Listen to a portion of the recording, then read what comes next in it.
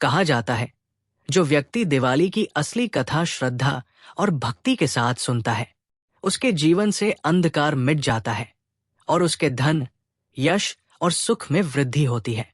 कहते हैं, हर त्योहार के पीछे एक पवित्र कहानी छुपी होती है और दिवाली उसी पवित्र इतिहास का प्रतीक है, जब धर्म ने अधर्म पर विजय पाई और प्रकाश ने अंधकार को मिटा दिया। आज हम सुनेंगे भगवान श्री राम के अयोध्या वापसी की वो पवित्र कहानी, जो आज भी हर घर में दीपक के रूप में रोशन होती है। बहुत समय पहले अयोध्या नगरी में राजा दशरथ राज्य करते थे।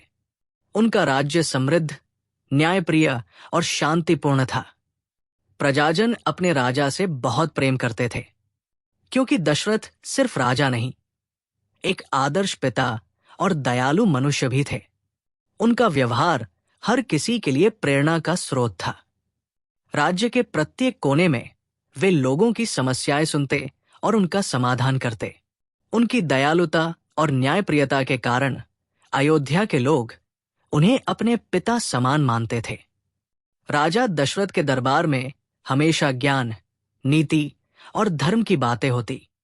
उनके सलाहकार और ऋषि सभी उनके चरित्र और निर्णय की प्रशंसा करते थे। राजा दशरथ की 3 रानियां थीं, कौशल्या, कैकेयी और सुमित्रा।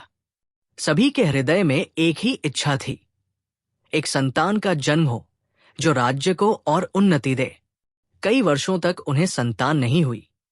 तब दशरथ जी ने ऋषि वशिष्ठ के सलाह पर पुत्र कामेष्टि यज्ञ करवाया। यज्ञ के फल से प्राप्त पायस को रानियों ने ग्रहण किया और कुछ समय बाद जन्म हुआ। भगवान श्री राम, भरत, लक्ष्मण और शत्रुघ्न का राम जी, जो कौशल्या के गर्भ से जन्मे, सबसे बड़े और सबसे मर्यादित थे। उनके चरित्र में दया, न्याय और विनम्रता थी। उनके संग अयोध्या एक पवित्र नगरी बन गई थी। राम जी के छोटे भाई लक्ष्मण और शत्रुघ्न भी अत्यंत वीर और धर्मप्रिय थे। भरत, जो कैकेयी के गर्भ से जन्मे, अपने अनुशासन और सम्मान के लिए जाने जाते थे। इन चारों भाइयों की मित्रता, सहयोग और आपसी प्रेम अयोध्या के लोगों के लिए प्रेरणा बन गया। समय के साथ दशरथ जी वृद्ध होने लगे। उन्होंने सोचा कि अब समय आ गया है अपने पुत्र राम को राज्याभिषेक देने का। पूरी अयोध्या इस खबर से खुश हो गई। मंदिरों में घंटियां बजने लगी, सड़कों पर फूल बिछ गए। सब लोग राम के राजतिलक के इंतजार में थे। लेकिन भाग्य को कुछ और मंजूर था। राजा दशरथ की पत्नी माता कैकेयी, जो कभी राम से बहुत प्रेम करती थी, उनके मन में एक भ्रम पैदा हुआ। उनके दासी मंथरा ने उन्हें याद दिलाया कि जब कैकेयी ने दशरथ को एक युद्ध में बचाया था, तब उन्हें 2 वरदान मिले थे जो अब तक उन्होंने मांगे नहीं थे। मंथरा ने कैकेयी के मन में ये विचार डाला कि उन्हें अब अपना वरदान मांग लेना चाहिए। पहला, कि भरत को राज्य मिले, और दूसरा, कि राम को 14 वर्षों के लिए वनवास भेज दिया जाए। कैकेयी, जो कभी राम से सबसे अधिक प्रेम करती थी, मंथरा के प्रभाव में आकर दशरथ से वही 2 वरदान मांग बैठी। राजा दशरथ का हृदय टूट गया, पर वे अपने वचनों के बंधन में थे। राम ने जब ये सुना तो उन्होंने बिना किसी विरोध के कहा, पिता के वचनों का मान सबसे बड़ा धर्म है। भगवान राम ने वनवास स्वीकार किया। उनके साथ माता सीता और भाई लक्ष्मण भी चले गए। जब तीनों अयोध्या छोड़कर जा रहे थे, तो पूरा नगर उनके साथ हो लिया। लोग रोते हुए कह रहे थे, राम जी, हमारे बिना कैसे रहेंगे आप? राम ने सबको सांत्वना दी, मैं 14 वर्ष बाद जरूर लौटूंगा। तब तक आप सब मर्यादा और धर्म का पालन करना। अयोध्या अंधकार में डूब गई। ना मंदिर में घंटी बजे, ना किसी घर में दीपक जले। हर व्यक्ति के लिए वो रात सबसे अंधेरी थी, क्योंकि उनके राम चले गए थे। वनवास के दौरान राम, सीता और लक्ष्मण ने कई आश्रमों में निवास किया। उन्होंने ऋषियों की रक्षा की और राक्षसों से भूमि को मुक्त कराया। यहीं पर उनकी मुलाकात हनुमान जी और सुग्रीव से हुई। जो बाद में उनके सबसे बड़े भक्त और मित्र बने। एक दिन लंका के राजा रावण, जो अपने अहंकार और शक्ति में अंधा हो गया था, उन्होंने माता सीता का हरण कर लिया। सीता जी को छल से लंका ले जाया गया, जहां उन्हें अशोक वाटिका में बंदी बनाकर रखा गया। जब राम जी को पता चला तो उनका हृदय दुख से भर गया।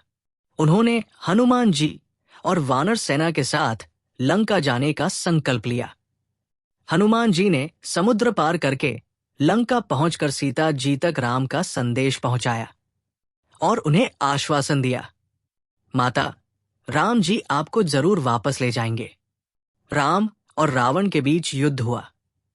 यह केवल तलवारों का संघर्ष नहीं था, बल्कि धर्म और अधर्म के बीच का महान संघर्ष था। राम जी ने अपने धनु और शक्ति से लंका पर चढ़ाई की। वानर सेना ने वीरता दिखाई। लक्ष्मण ने मेघनाद को मारा और हनुमान जी ने लंका को जलाकर रावण की सेना को कमजोर कर दिया। अंत में राम और रावण के बीच अंतिम संग्राम हुआ। भगवान राम ने अपने धनु से एक तीर छोड़ा, जो रावण के हृदय को चीरता हुआ गया। रावण का पतन हुआ और धर्म की विजय हुई। सीता जी को लंका से वापस लाया गया और राम ने उन्हें मर्यादा के साथ स्वीकार किया। सभी देवताओं ने आसमान से पुष्प बरसाए और राम को धर्म का रक्षक कहा। 14 वर्ष के वनवास और रावण वध के बाद जब राम, सीता और लक्ष्मण अयोध्या वापस आए, तब अयोध्या नगरी दीपक की रोशनी से जगमगाने लगी। भरत जी ने राम के पादुके रखकर 14 वर्ष तक राज्य संभाला था। जब उन्हें पता चला कि राम आ रहे हैं, तो उन्होंने पूरी नगरी को सजाने का आदेश दिया। हर घर में दीपक जले, सड़कों पर रंगोली बनी और मंदिरों में भजन गाए गए। अमावस्या की रात थी और चारों ओर अंधेरा था, पर लोगों के हृदय में राम के आने की खुशी थी। इसलिए सबने घर घर में दीपक जलाए, ताकि अयोध्या प्रकाश से भर जाए और राम जी का स्वागत हो। कहा जाता है, उसी दिन से ही हर साल हम दीपावली मनाते हैं, जो राम जी के अयोध्या वापसी की याद में है। दीपावली के दीपक सिर्फ रोशनी नहीं देते, वे हमें जीवन के सत्य और मर्यादा की याद दिलाते हैं। भगवान राम का जीवन एक मिसाल है। उन्होंने हमेशा सत्य, मर्यादा और कर्तव्य का पालन किया, चाहे समय कितना भी कठिन क्यों न हो। आज भी हम जब दीपक जलाते हैं, तो वे हमें याद दिलाते हैं कि हर मनुष्य के अंदर राम का एक अंश छुपा है, जो धर्म और दया भाव से जीवन को प्रकाशित करता है। दिवाली हमें सिखाती है कि रोशनी हमारे अंदर से शुरू होती है। जब हम अपने मन के अंधकार को मिटा देते हैं, तब दुनिया अपने आप रोशन हो जाती है। इस दिवाली जब आप दीपक जलाएं, तो सिर्फ घर की सुंदरता के लिए नहीं, बल्कि अपने मन के अंधकार को मिटाने के लिए जलाएं। अपने मन में प्रेम, दया और शांति के दीप जलाएं। आपस में भाईचारा बढ़ाएं और झूठ, असत्य और अहंकार से दूर रहें। भगवान राम ने हमें सिखाया कि जीवन में हर चुनौती के सामने धैर्य और मर्यादा के साथ खड़े रहना ही असली विजय है। आज के युग में जब लोग व्यस्त और चिंतित हैं, दिवाली हमें एक बार फिर से याद दिलाती है कि असली सुख पैसा या शक्ति में नहीं, बल्कि एक पवित्र और सच्चा मन रखने में है। जब हम अपने अंदर के राम को पहचान लेते हैं, तब हर दिन हमारे लिए दिवाली बन जाता है।